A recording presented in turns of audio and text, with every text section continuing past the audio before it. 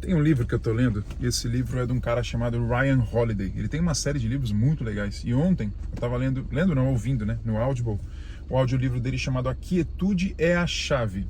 Aí ele vai falando sobre vários aspectos da nossa personalidade, o que que prejudica, o que que ajuda. A base do livro é falar da quietude, o fato de você conseguir ficar quieto, conseguir ter paz, mansidão, tranquilidade, né? Ele diz que isso é a chave para uma boa vida. E aí ele citou uma coisa num capítulo que eu de jeito nenhum sabia. Eu sempre admirei um jogador de basquete, que é o Michael Jordan. Talvez, provavelmente, você conheça, ainda que você não acompanhe basquete. Provavelmente você conhece o Michael Jordan. Um dos maiores jogadores da NBA de todos os tempos. Fez história no Chicago Bulls. O que eu não sabia é que ele construiu a carreira, ou pelo menos é o que deu a parecer depois que eu vi isso no livro, construiu a carreira com base na raiva. E eu vou te explicar como é que foi. Teve um discurso que ele fez, num determinado órgão lá que ele foi convidado para ser premiado. Ele fez um discurso e nesse discurso ele começou a falar mal, ou começou a trazer o ressentimento que ele tinha de todas as pessoas que na carreira dele de alguma maneira tinham atrapalhado. Desde o técnico na escola dele, no colegial, no high school, né, dele, que não escolheu ele para ele fazer parte do time. Na época ele era mais baixo, ele tinha 1,80 m, escolheu um cara de 2 metros de altura no lugar dele.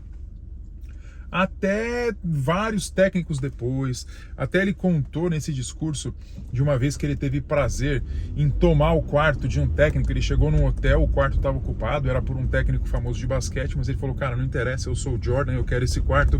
Acabou tirando o quarto desse técnico, que foi realojado para outro quarto. Ele contando isso com prazer e com raiva ao mesmo tempo, aquela raiva, aquele prazer da raiva, sabe?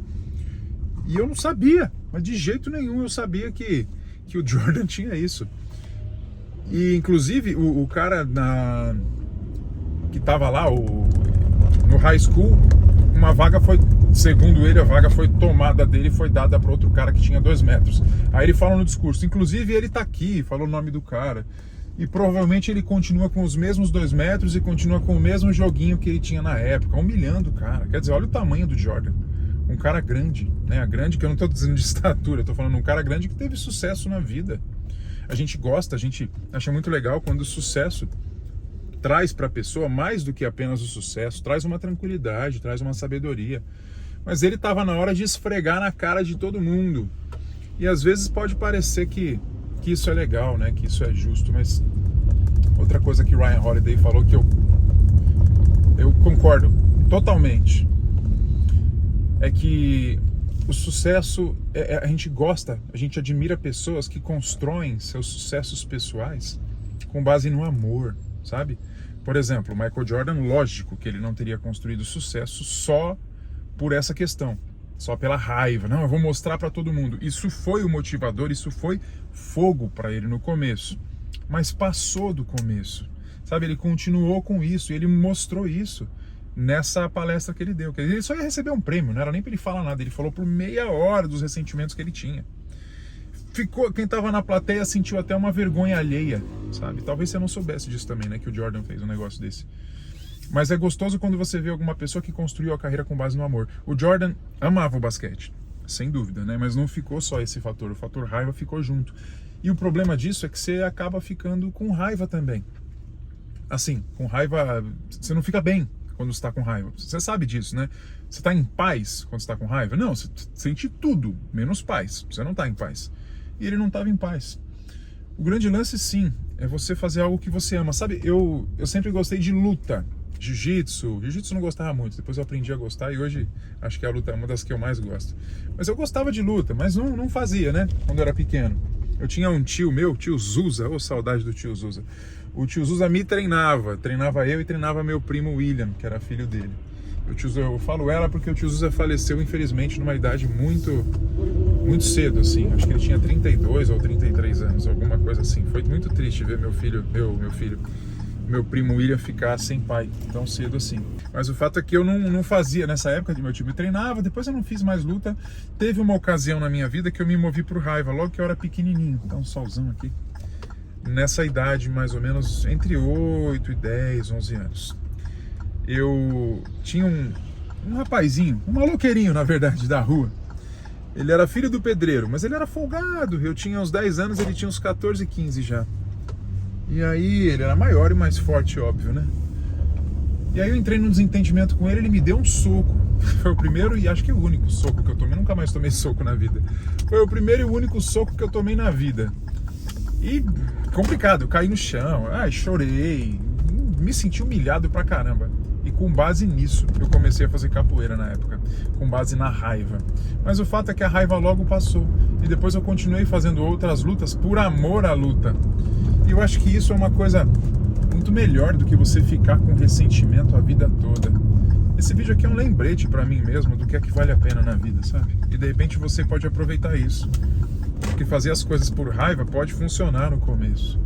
Mas como fica feio, como fica chato e como faz mal pra pessoa depois de muito tempo, como com certeza fez mal pro Jordan. Que ruim, sabe?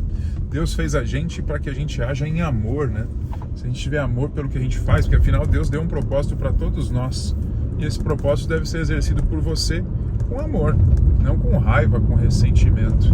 A raiva não é um sentimento que você vai ignorar, que você vai guardar, mas sem dúvida, ela é um sentimento a ser controlado. Ela pode ser usada em alguns momentos.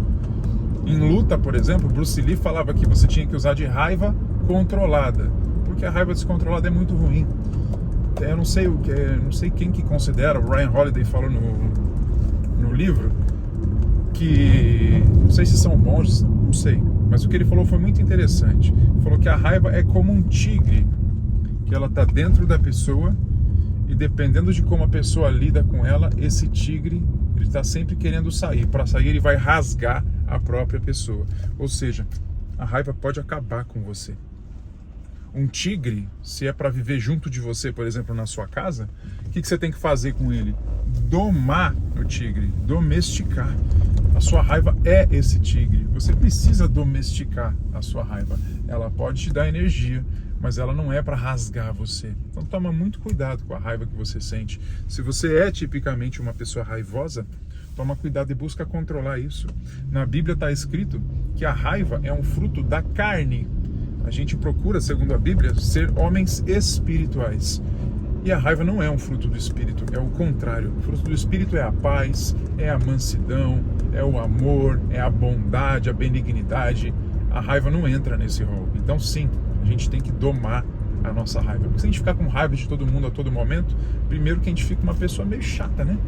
Tá sempre com raiva, não pode falar nada. Então é ruim, fica mais difícil a convivência.